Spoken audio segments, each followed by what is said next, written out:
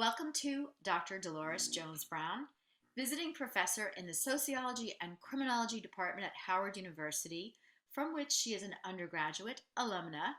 And Dr. Jones-Brown is also Professor Emerita at the City University of New York Graduate Center.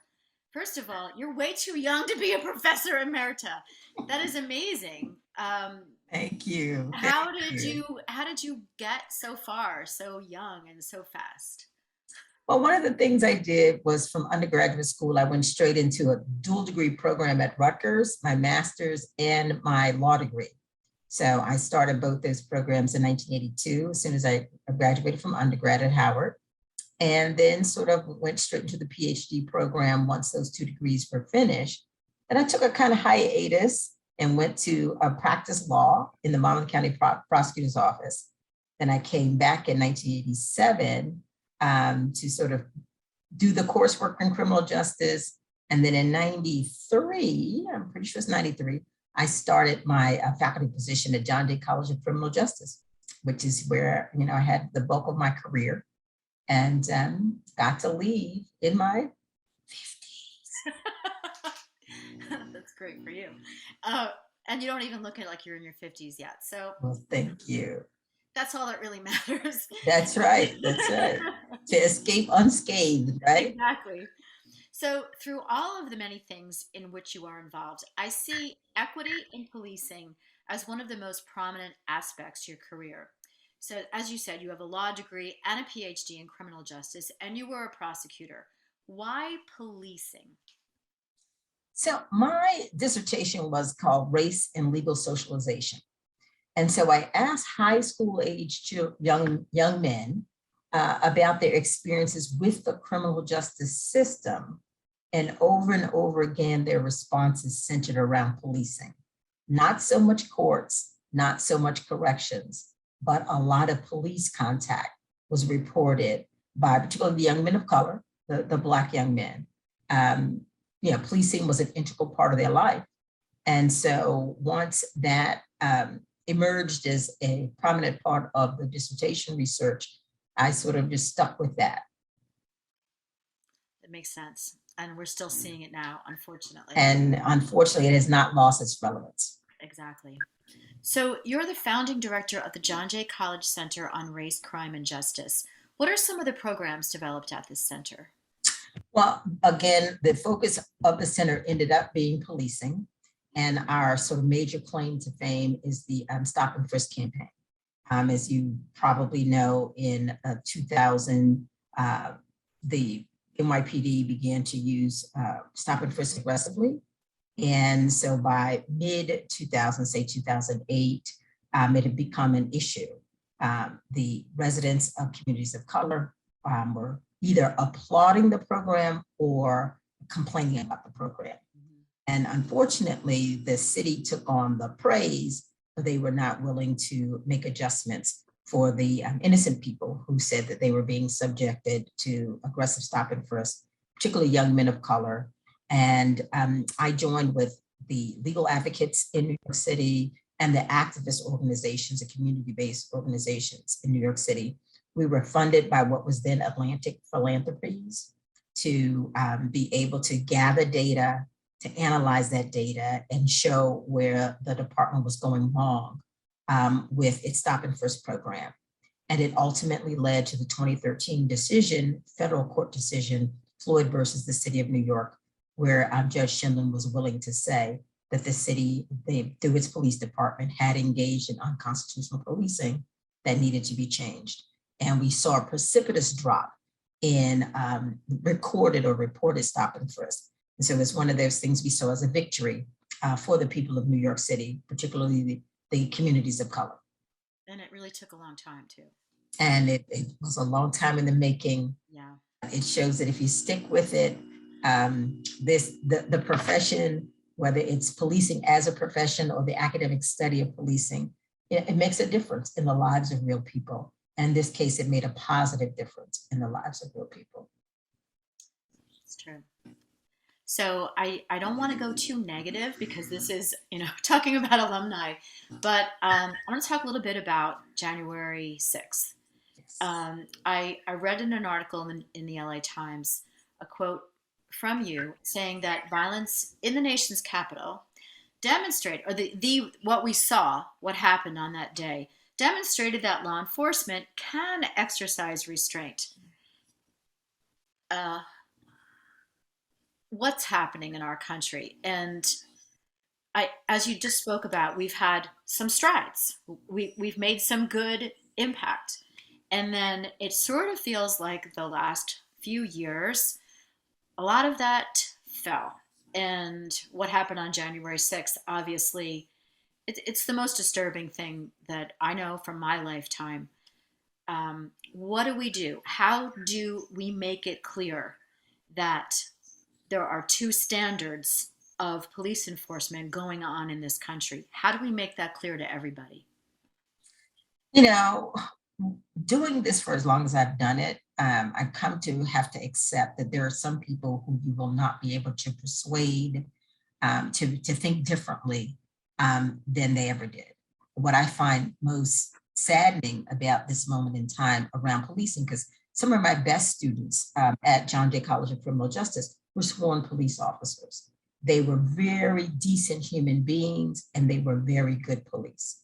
Then I also had some students that caused me to be concerned about the communities where they were assigned to police. So what is sad in this moment is that we have arrived at policing on a continuum, but nothing in the middle. People either think the police can do no right or they believe that the police can do no wrong. The reality is there's a lot of policing that's taking place in the middle, but it is difficult to put out the message that policing in the middle exists in the current climate.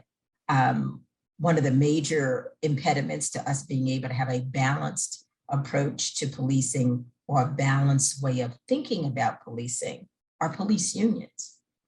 We have police unions that will put out statements that are divisive. They divide the police from the community. When Sir Robert Peel in 1829, when he created the 9 principles of law enforcement, said the police are the community and the community are the police. That's no longer the case in most public discourse.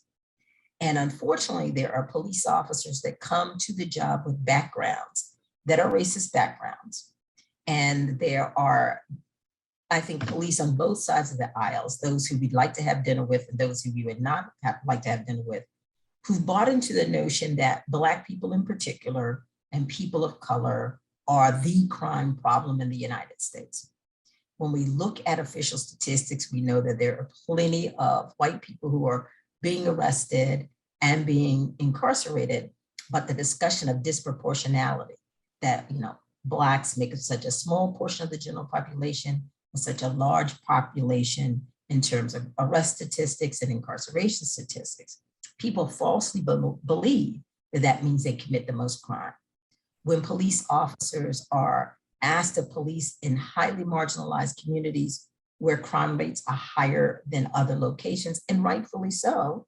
I mean, if I were poor, I didn't know where my next meal was going to come from. If I lived in dilapidated housing, if I went to an underdeveloped school where I didn't feel safe, that it would be really difficult for me to behave in the way we think, law-abiding people should behave.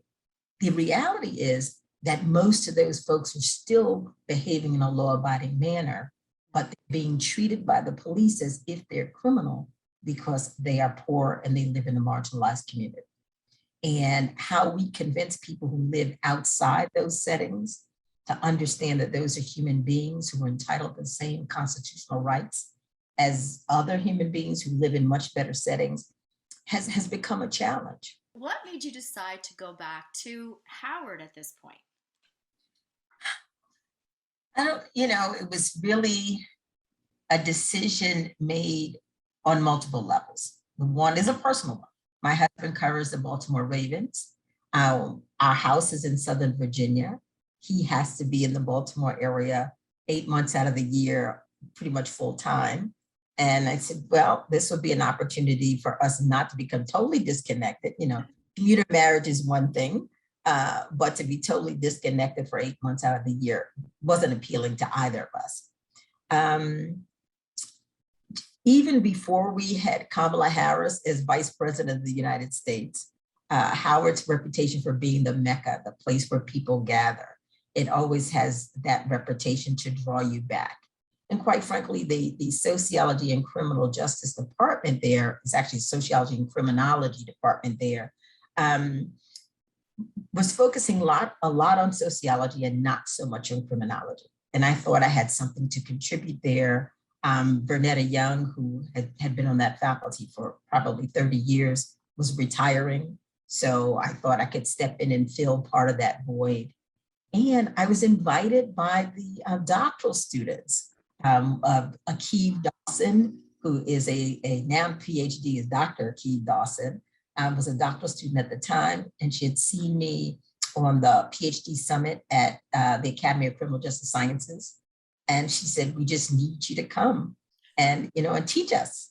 So it's always, great to be wanted. And so that's how I ended up back at Howard. That's great. So what are your plans for the future?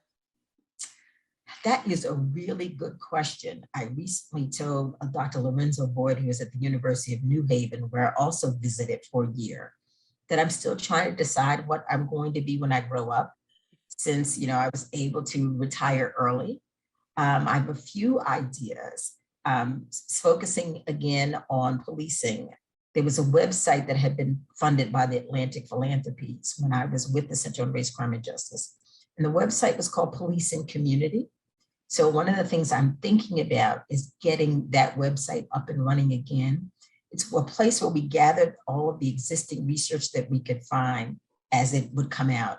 We would try to summarize it in layman's terms so that non-academics could understand what the research had to offer. And then we post that on the website. And we had visitors from around the world. I'm kind of a Luddite, so I'm not a techie person, but at that time I had funding for the site. So I had, you could see, where people were visiting from, how often they visited, and how often they downloaded information. And there's so much policing research being done now that it's a little overwhelming. So I would really love to get that site up and going again so that there would be a central place where people could come and see what kind of research is being done, not just from the perspective of police practitioners, because there are lots of folks that are just looking at it from the policing side. But for me, it's all about from the community side. How do we come to understand the ways in which communities are being policed in ways that are good? Because again, we've got this dichotomy. The police can do no right, they can do no wrong. There's lots going on in the middle. And I think this site will allow a wide audience, not just academics, but people who are lay people who are activists, people who are legal advocates, to see the good that's being done in policing. And I think that's needed in a time where the videos show us all the bad that's being done in policing. Yeah, it's hard to make people understand that these are exceptional. What we see on the news, I mean, having been a news person, I'm not going to cover ordinary good things that are happening all day. I'm only going to cover the really bad stuff because that's what bleeds, it leads, right? Exactly. All right, I've got one more question for you.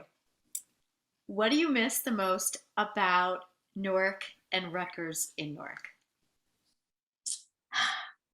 I enjoyed being in a place where, during my time at Rutgers, my cohort were all about doing research that makes a positive difference in the lives of real people. I have been at places where the focus is on just the social science, academic side of things, disconnected from the community. And so, Newark was its own sort of laboratory where you could get to see people at their best or at their worst and in between. And I thought it was a very good place. Rutgers, Newark was a very good place for fostering a desire to do research that makes a positive difference in the lives of real people. And I miss that. I think you really hit it. It really is the perfect place. And I think that you should come back and visit really soon, because I think, first of all, you'd be really excited about the sort of the investment that Rutgers has put back into the community on every level, not just the School of Criminal Justice, but also I think you'd like to see some of the PhD students. I just had a chance to talk to them on Monday, and they are all talking about doing things that are back in the community and that are affecting public policy and that are making a difference. So we come from good roots. Very good roots. Well, thank And, you so and we've got to much. maintain that focus because, because I have the 3 degrees from Rutgers, Yeah. I arrived when we were very much people oriented. And then I stayed through a period where I call it, we became things oriented.